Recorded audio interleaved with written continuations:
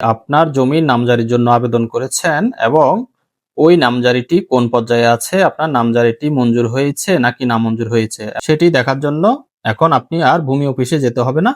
আপনার নামজারির সর্বশেষ অবস্থা জানার জন্য এখন আপনি ভূমি অফিসে না গিয়ে আপনার মোবাইল দিয়েই আপনার নামজারির সর্বশেষ অবস্থাটি জানতে পারবেন।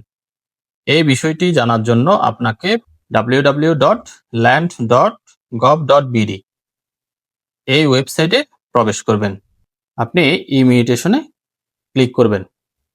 ই-মিউটেশনে ক্লিক করার পর দেখবেন আবেদনের সঠিক তথ্য দিন। এই পেজটাতে আপনি বিভাগটা আপনি যে বিভাগের নামজারি আবেদন করেছেন ওই বিভাগটি সিলেক্ট করবেন। সিলেক্ট করার পরে নিচে দেখতে পাচ্ছেন আবেদন আইডি। এরপর আপনার কাজ হচ্ছে এখানে আপনি আপনার আবেদন নাম্বারটি দিবেন। এখানে আপনার আবেদন নাম্বারটি দিবেন। দেওয়ার পর নিচে দেখতে পাচ্ছেন জাতীয় পরিচয়পত্র নাম্বার। এখানে আপনি আপনার জাতীয় পরিচয়পত্র নাম্বারটি দিবেন। জাতীয় পরিচয়পত্র নাম্বারটি দেওয়ার পর নিচে যোগ করুন এই ঘরটিতে আপনি এই দুইটি সংখ্যা যোগ করে বসিয়ে দিবেন। কমপ্লিট করার পর আপনি নিচে দেখতে পাবেন খুঁজুনের একটি অপশন আছে। এই খুঁজুনের অপশনে একটি ক্লিক করবেন। এই খুঁজুনের অপশনে ক্লিক করার পরে আপনি দেখতে পাচ্ছেন আপনাকে আপনার নামজারির কি অবস্থা ওই পেজে নিয়ে গেছে।